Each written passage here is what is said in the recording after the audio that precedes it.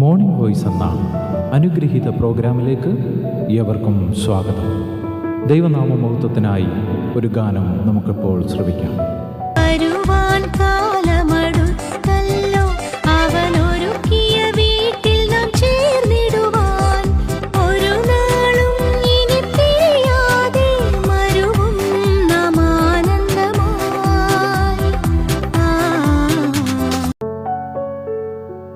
ഇന്ന് നമ്മോട് വചനത്തിൽ നിന്ന് സംസാരിക്കുന്നത് കർത്താവിൻ്റെ പ്രിയദാസൻ ജെയിംസൺ തോമസ് നെടുമ്പാശ്ശേരി. പ്രാർത്ഥനയോടെ ധ്യാനചിന്തകൾ നമുക്ക് ശ്രവിക്കാം. എല്ലാ പ്രിയപ്പെട്ടവരെയും മോർണിംഗ് വോയിസ് എന്ന ആത്മീയ ശുശ്രൂഷയിലേക്ക് ഹാർദമായി സ്വാഗതം ചെയ്യുന്നു. ഉൽപ്പത്തി പുസ്തകത്തെ അധികരിച്ചുള്ള 333 എപ്പിസോഡാണ് അങ്ങ് ശ്രദ്ധിക്കുന്നത്. 42 അധ്യായത്തിൽ നിന്ന് നാം ഇപ്പോൾ യോസഫിനെ അടിസ്ഥാനമാക്കി ആത്മികൻ്റെ ലക്ഷണങ്ങൾ കാണുകയാണ്. നാം ആദ്യമായിട്ട് ഓർത്തത് ആത്മികൻ ദൈവത്താൽ തക്ക സമയത്ത് ഉയർത്തപ്പെടും എന്നുള്ളതാണ്. ജഡികരായ ആളുകൾ ലോകം എത്ര തന്നെ തടുത്തു നിർത്തിയാലും ദൈവത്തിൻ്റെ പദ്ധതികൾ തൻ്റെ മക്കളിലൂടെ ആത്മികരിലൂടെ നിറവേറ്റപ്പെടുകയും ദൈവം അവിടുന്ന് ആഗ്രഹിക്കുന്ന തരത്തിൽ അവരെ ഉയർത്തുകയും ചെയ്യും എന്നുള്ളത് നമുക്ക് ധൈര്യത്തിനായി ഭവിക്കട്ടെ. ആത്മികൻ്റെ ലക്ഷണങ്ങൾ യോസഫിലൂടെ ചിന്തിച്ചാൽ 6-ാം വാക്യത്തിലാണ് നമുക്ക് രണ്ടാമത്തെ കാര്യം കാണുവാൻ കഴിയുന്നത്. 6-ാം വാക്യം 42-ാം അധ്യായത്തിൽ നമ്മളിങ്ങനെ വായിക്കുന്നു: യോസഫ് ദേശത്തിന് അധിപതിയായിരുന്നു. അവൻ തന്നെയായിരുന്നു ദേശത്തിലെ സകല ജനങ്ങൾക്കും ധാന്യം വിറ്റത്.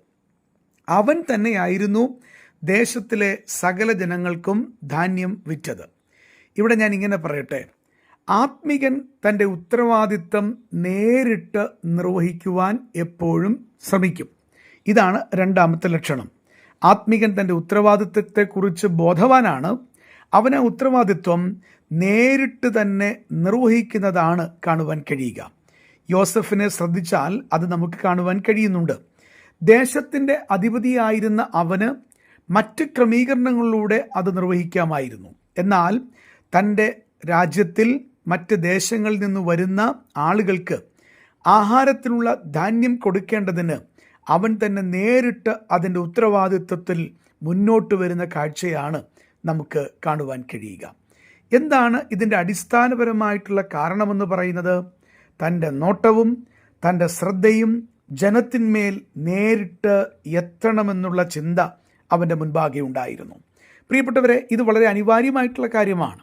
ദൈവജനത്തെ സംബന്ധിച്ചിടത്തോളം, ആത്മികരെ സംബന്ധിച്ചിടത്തോളം അവരുടെ നോട്ടവും ശ്രദ്ധയും ദൈവം ഏൽപ്പിച്ച കാര്യങ്ങളിൽ ഉണ്ടാകണമെന്നുള്ളത് വളരെ നിർബന്ധത്തോടെ അവർ ശ്രമിക്കുകയും ശ്രദ്ധിക്കുകയും ചെയ്യുന്ന കാര്യമാണ്. എന്നെ ശ്രദ്ധിക്കുന്ന ഓരോ പ്രിയപ്പെട്ടവരോട് ഞാൻ ചോദിക്കട്ടെ, അങ്ങയ്ക്ക് ദൈവത്താൽ ഏൽപ്പിക്കപ്പെട്ട കാര്യത്തിൽ നേരിട്ടുള്ള നോട്ടമുണ്ടോ? നേരിട്ടുള്ള ശ്രദ്ധ ദൈവം ഏൽപ്പിച്ച കാര്യങ്ങളിൽ ശരിയായി നിർവഹിപ്പാൻ കഴിയുന്നുണ്ടോ? അങ്ങനെയല്ല എങ്കിൽ അത് വലിയൊരു കുറവാണ് എന്ന് മനസ്സിലാക്കണം. അതുതന്നെയുമല്ല, താൻ നേരിട്ട് ശ്രദ്ധിക്കുമ്പോൾ ആരും ഭക്ഷണമില്ലാതെ വലയരുതെന്ന് യോസഫിൻ്റെ നിർബന്ധം ഇവിടെ കാണുവാൻ കഴിയുകയാണ്. തൻ്റെ രാജ്യത്തിലാകട്ടെ തൻ്റെ മുൻപിൽ വരുന്നവരാകട്ടെ അവരാരും ഭക്ഷണമില്ലാതെ വലയരുത്, അവർക്ക് വിശന്ന് അവരില്ലാതെയായി തീരരുത് എന്നുള്ള വലിയ നിർബന്ധം. ഞാനതിനെ ആത്മീക ഭാഷയിൽ ഇങ്ങനെ പറയാം: ആത്മവിശപ്പ് കൊണ്ട് ആരും ചിന്നിച്ചിതറി പോകരുത്, പട്ടിണി കിടക്കരുത് എന്ന നിർബന്ധം ഒരാത്മീകനുണ്ടാകണം. കർത്താവിൻ്റെ സ്വഭാവം നമുക്കറിയാം. തൻ്റെ മുൻപിൽ കണ്ട ജനത്തെക്കുറിച്ച് നമ്മളിങ്ങനെ വായിക്കുന്നു: ആ പുരുഷാരം ചിന്നിയവരും ചിതറിയവരുമായി കണ്ടപ്പോൾ കർത്താവിൻ്റെ മനസ്സലിഞ്ഞു എന്ന് നമുക്ക് മനസ്സിലാക്കുവാൻ കഴിയുകയാണ്. പ്രിയപ്പെട്ടവരെ, വളരെ വ്യക്തമായി ഓർമ്മപ്പെടുത്തട്ടെ, മറ്റുള്ളവരുടെ ആത്മീക വിശപ്പിനെക്കുറിച്ചുള്ള, അവരുടെ ആത്മീക ദാരിദ്ര്യത്തെക്കുറിച്ചുള്ള വലിയ ഭാരം ഒരാത്മീകൻ്റെ ഹൃദയത്തിലുണ്ടാകും. അത് ദൈവത്തിൻ്റെ ഭാരമാണ്. ദൈവത്തിൻ്റെ ഹൃദയത്തിൻ്റെ ഭാരമാണ്. ദൈവത്തിൻ്റെ ഹൃദയത്തിൻ്റെ ഭാരം ആത്മികർക്ക് ഉണ്ടാകുമ്പോൾ അവരാൽ ദൈവം ഏൽപ്പിക്കപ്പെട്ട കടമകൾ ആവോളം നിർവഹിച്ച് തൻ്റെ മുൻപിൽ വരുന്നവർക്കെല്ലാം ആത്മീകമായ നന്മകൾ പകുത്തു കൊടുക്കുവാൻ അവൾ ശ്രദ്ധാലുവായി തീരും. ഇവിടെ യോസഫിനെ ശ്രദ്ധിക്കുക. തൻ്റെ മുൻപിൽ വരുന്ന ആരും പട്ടിണി കിടക്കരുത്, ഭക്ഷണമില്ലാതെ വലയരുത് എന്നുള്ള വലിയ ഉത്തരവാദിത്വ ബോധം നമുക്ക് കാണുവാൻ കഴിയുന്നുണ്ട്. ഒരാത്മികന് ഏൽപ്പിക്കപ്പെട്ട കാര്യങ്ങളിൽ ഒഴിവ് കഴിവ് പറയാനായിട്ട് സാധിക്കുകയില്ല. അതും ഇവിടെ ശ്രദ്ധിക്കണം. ഒരാത്മികനെ സംബന്ധിച്ച്, യോസഫിനെ സംബന്ധിച്ച് വേണമെങ്കിൽ പല ഒഴിവ് കഴിവുകൾ പറഞ്ഞ് നേരിട്ടതിനിറങ്ങാതെ മറ്റുള്ളവരിലൂടെ, തൻ്റെ ഓഫീസേഴ്സിലൂടെ അത് നിർവഹിപ്പാനായിട്ട് സാധിക്കുമായിരുന്നു.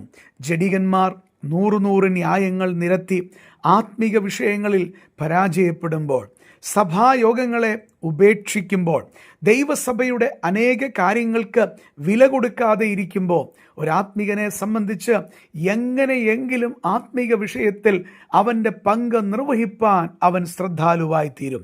പ്രിയപ്പെട്ടവരെ, ഈ ലോകത്തിൽ കർത്താവ് ഏൽപ്പിച്ചിട്ടുള്ള ഉത്തരവാദിത്തങ്ങൾ നിർവഹിക്കാതിരിക്കുമ്പോൾ അതിൻ്റെ നഷ്ടം പിന്നീടുള്ള നാളുകളിലും നിത്യതയിലും നമുക്ക് മനസ്സിലാക്കുവാനായിട്ട് സാധിക്കും.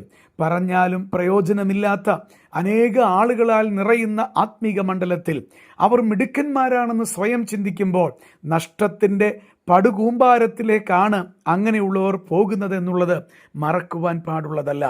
ദൈവമേൽപ്പിക്കുന്നത് 100 ന്യായങ്ങൾ പറഞ്ഞ് ജഡികന്മാർ മാറ്റിവെക്കുമ്പോൾ ആത്മികരെ സംബന്ധിച്ച് അവർ ശരിയായ നിലയിൽ എങ്ങനെയെങ്കിലും അതിന് നിർവഹണത്തിനായി അവർ ശ്രദ്ധിക്കുകയാണ്. ഞാനൊരു കാര്യം ഇവിടെ ഓർമ്മപ്പെടുത്തട്ടെ. ഈ യോസഫ് നേരിട്ടിത് നിർവഹിക്കാതെ തനിക്കുള്ള കൊട്ടാരക്കെട്ടിനകത്തിരുന്നെങ്കിൽ തൻ്റെ സഹോദരന്മാരെ കാണുവാൻ കഴിയുമായിരുന്നോ? ഇല്ലെന്ന് വേണം ന്യായമായിട്ടും മാനുഷിക തലത്തിൽ ചിന്തിപ്പാനായിട്ട്. അവർ ധാന്യം വാങ്ങി അങ്ങ് പോകുമായിരുന്നു. എന്നാൽ അവൻ്റെ ശ്രദ്ധ, അവൻ്റെ നേരിട്ടുള്ള ഉത്തരവാദിത്വ നിർവഹണം, ഒരാത്മികൻ്റെ ശരിയായ ലക്ഷണം, അത് യോസഫിനെ എത്രയോ നന്മകളിലേക്ക് പിന്നീട് കൈപിടിച്ച് കൊണ്ടുവന്നു എന്നുള്ളത് കാണുവാൻ കഴിയും.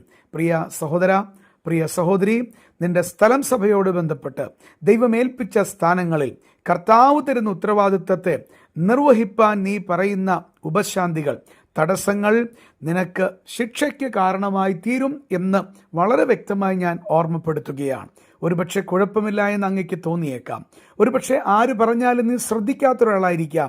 പക്ഷെ സർവശക്തൻ നിനക്ക് നേരെ ശിക്ഷയുടെ വടിയെടുത്താൽ നിന്നെ രക്ഷിപ്പാൻ കഴിയുന്ന ഒരാളും ഉണ്ടാകുകയില്ല.